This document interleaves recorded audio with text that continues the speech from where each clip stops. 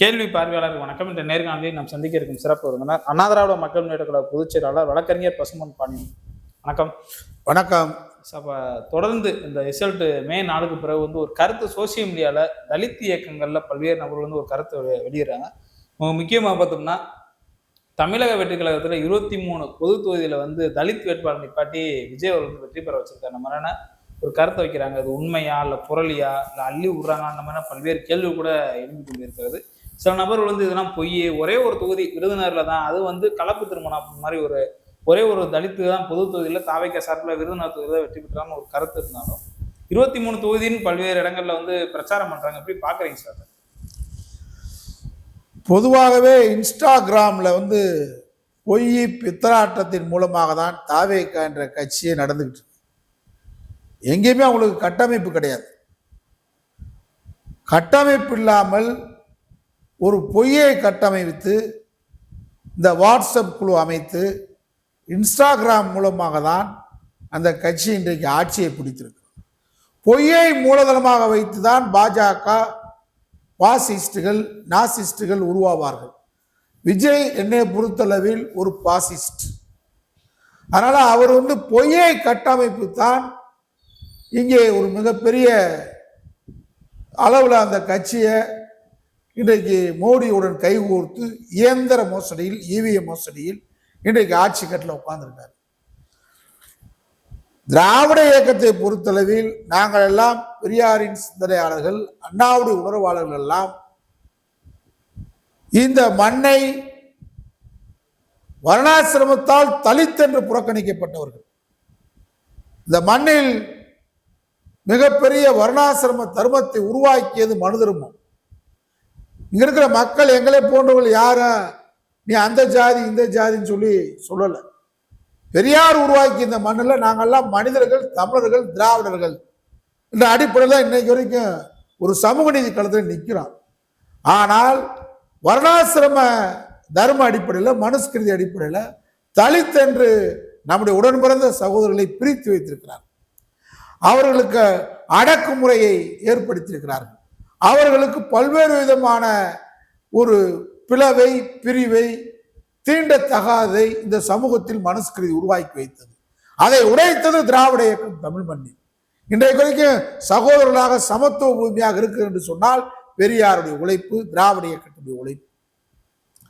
இப்ப இங்க பொது தொகுதியிலேயே நம்முடைய தலித் சகோதரர்கள் எம்எல்ஏக்களாக வர வேண்டும்.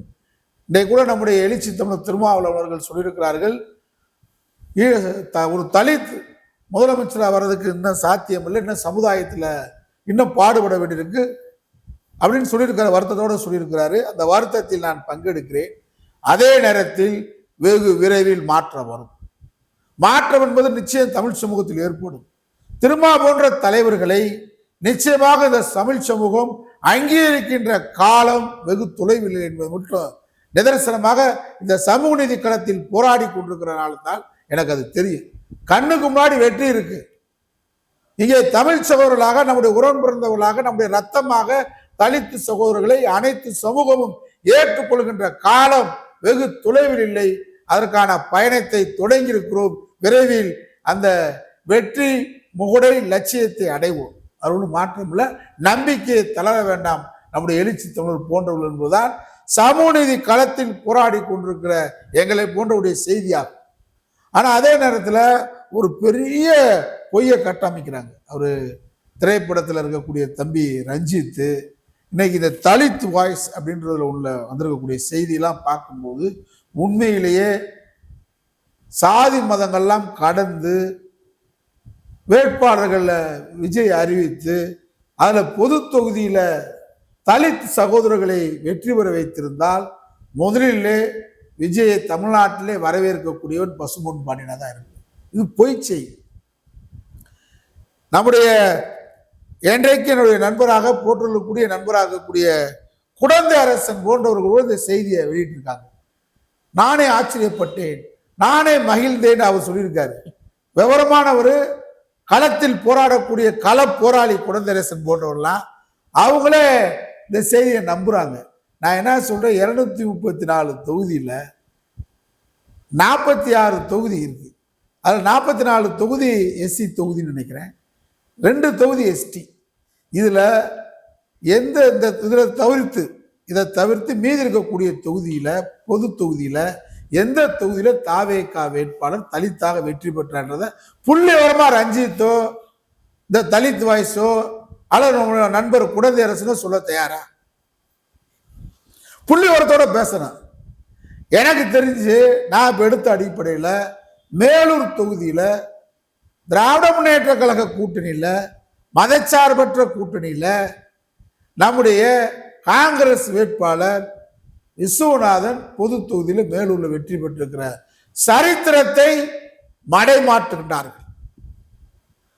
திராவிட முன்னேற்ற கழக கூட்டணியில தான் பொது தொகுதியில காங்கிரஸ் வேட்பாளர் விஸ்வநாதன் மேலூர் பொது தொகுதியில் வெற்றி பெற்றிருக்கிறார். இந்த வரலாற்று உண்மையை மறைக்கிறார்கள், இந்த வரலாற்று பெருமையை மடைமாற்றுகிறார்கள். நீங்க அதுல பெரிய விஷயம் என்னன்னு கேட்டா, மேலூர் தொகுதியை கடந்த 10 வருஷமா பாஜக அதை வர்ணாசிரமத்துடைய பூமியாக, மனுதர்ம பூமியாக மாற்றுவதற்காக அங்கே அனைத்து சாதிகளையும் தூண்டிவிட்டு ஆணவ படுகொலை உட்பட அனைத்து நடவடிக்கைகளும் மேலூர் மண்ணை ஒரு இரத்த பூமியாக மாற்றுவதற்கான அனைத்து முயற்சிகளையும் களமைத்து மதுரை மாவட்டத்தில் மேலூர்ல தான் அனைத்து சாதி மத கலவரத்தை உருவாக்குறதுக்கான அனைத்து ஏற்பாடுகளையும் பாஜக களமிறக்கி செய்தது. அதை விட வரலாற்று பெருமையில இப்ப பொது தொகுதியில நம்முடைய விஸ்வநாதன் வெற்றி பெற்றிருக்காண்டா வரலாற்றுல பெரிய மகுடம் சூட்ட வேண்டும் தளபதி ஸ்டாலினுக்கு. எப்படின்னு கேட்டா, அங்கதான் நம்முடைய தலித்து சகோதரர்கள் பஞ்சாயத்து தலைவர் தேர்தலில் வெட்டப்பட்டார்கள், கொலை செய்யப்பட்டார்கள், படுகொலை செய்யப்பட்டாங்க. அந்த மண்ணில் விஸ்வநாதன் வெற்றி பெற்றிருக்காருன்னா இது திராவிட இயக்கத்துக்கு கிடைச்ச பெருமை. அந்த மண்ணில் இன்றைக்கு அண்மையில் நடந்தது என்ன தெரியுமா? இயற்கை வளங்களை சுரண்டுவதற்காக டங்ஸ்டன் திட்டத்தை கொண்டு வந்தாங்க. மேலூரே போராடியது. நம்முடைய தளபதி ஸ்டாலின் முதலமைச்சராக இருந்தே அந்த தொகுதி மக்களுக்கு உறுதிமொழியை கொடுத்துட்டு போனார். நான் நிச்சயமாக ஒன்றிய அரசு இந்த திட்டத்தை இங்கு அமுல்படுத்த விடாமல் தடுப்பேன் என்ற வாக்குறுதியை கொடுத்து போராடுகின்ற மக்களுக்கு திராவிட முன்னேற்ற கழக அரசு துணை நின்றது. அந்த டங்ஸ்டன் பிரச்சனையில எங்களை போன்றவர்கள்லாம் இங்க இருக்கக்கூடிய மதச்சார்பற்ற முற்போக்கு இயக்கம், இயற்கை ஆர்வலர்கள் அனைவருமே போராடினோம். அங்க பாஜக சதி செய்தது, அங்கே மத கலவரத்தை உருவாக்க, சாதி கலவரத்தை உருவாக்க நம்முடைய திராவிட இயக்கத்தை சேர்ந்த மணியமுதன் போன்றவர்கள்லாம் அங்கே கடுமையாக களப்போராள் என்று போராடினார்கள். இந்த பெருமையெல்லாம் திராவிட இயக்கத்திற்கு பெரியார் தொண்டனுக்கு உண்டு. ஆனா இதை பெருமையா பேசாம அங்கதான் முத ஒரு பஞ்சாயத்து தலைவர் வெற்றி பெற்றதுக்கு பின்னாடி பேருந்துக்குள்ளே வச்சு வெட்டி கொலை செய்தாங்க. மிகப்பெரிய சம்பவம் நடந்துச்சு. அந்த சம்பவம் நடந்த தொகுதியில ஒரு தலித் வெற்றி பெற்றிருக்காங்க. அது யார் காரணம்?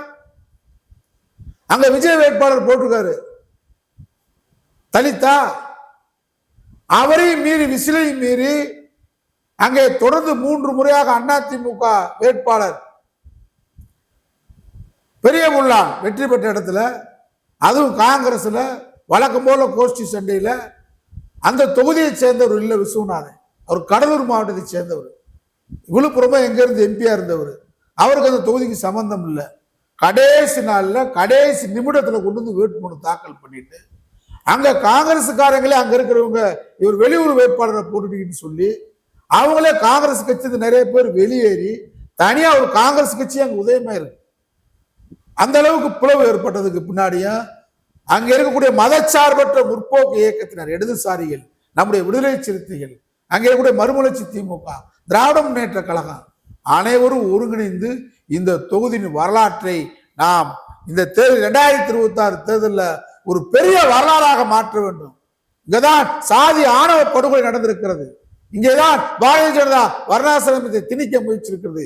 இதை இந்த பொது தொகுதியில் நம்முடைய தலித் சகோதரரை வெற்றி பெற வைக்க வேண்டும் என்று திராவிட முன்னேற்ற கழகம் மகுடம் சூட்டப்பட வேண்டிய திமுக தலைவரை பாராட்ட வேண்டிய இடத்துல ஒரு பொய்யை கட்டமைச்சு நாங்க 23 தலித் வந்து பொது தொகுதியில் வெற்றி பெற்றாங்கன்னு சொல்லி அவங்க செய்தி போடுறாங்கன்னா எந்த அளவுக்கு விஜய் கட்சி தற்கூரி கட்சி இன்ஸ்டாகிராம்ல பொய்யை பரப்புறாங்க, அந்த பொய்யை விவரமானவங்களே நம்புறாங்கன்றதுக்கு இதான் உதாரணம்.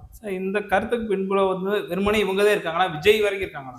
இதுக்கு விஜய் இருக்காரு, விஜய்க்கு பின்னாடி சர்வதேச கும்பல் இருக்கு. நான் வரிசையா விஜயை பற்றி தொடர்ச்சியா நான் பேச போறேன், ஆதாரத்துடன் பேச போறேன். ஏன்னா அவர் முதலமைச்சர் ஆயிட்டாரு. முதலமைச்சர் ஆனதுக்கு முன்னாடி அவருக்கு காவல்துறையில அவர் கட்டுப்பாட்டுக்கு வந்துடும். அதனால் நம்ம வழக்கறிஞர் நம்ம தெளிவாக உறுதியாக ஆதாரத்துடன் சான்றுடன் பேச போறேன். அவருக்கு பின்னாடி மிகப்பெரிய சதி திட்டம், தமிழகத்தை கபலீகரிப்பதற்கு, இயற்கையை அழிப்பதற்கு, இந்த மண்ணை அழிப்பதற்கு ஒரு பெரிய திட்டத்தை தீட்டி தான் விஜய் இறக்கியிருக்காங்க. அவருக்கு பின்னாடி RSS இருக்கு, அவருக்கு பின்னாடி உலக சதி திட்டம் இருக்கு. இந்த சதி திட்டத்துக்கு தலைவன் தான் விஜய் இன்னைக்கு மாண்புமிகு முதலமைச்சர் ஆக்கப்பட்டிருக்கிறார். அதனால இதை தடுக்க வேண்டிய பொறுப்பு நமக்கு உண்டு. இந்த ஒரு விஷயத்தை நீங்க பாருங்க, ஒரு பான சோறுக்கு ஒரு சோறை எடுத்து பார்த்தாலே அது தெரியும். அது மாதிரி இன்றைக்கு எவ்வளவு பெரிய பொய்யை கட்டமைச்சு நம்ம குழந்தையரசன் போன்றவர்களே இதை நம்புற மாதிரி பேசியிருக்காங்கன்னு சொன்னா, அப்ப இந்த நாடு எவ்வளவு பெரிய ஆபத்தான சூழ்நிலை இருக்கு என்பதை அனைவரும் தெரிந்து கொள்ள வேண்டும். நன்றி சார்.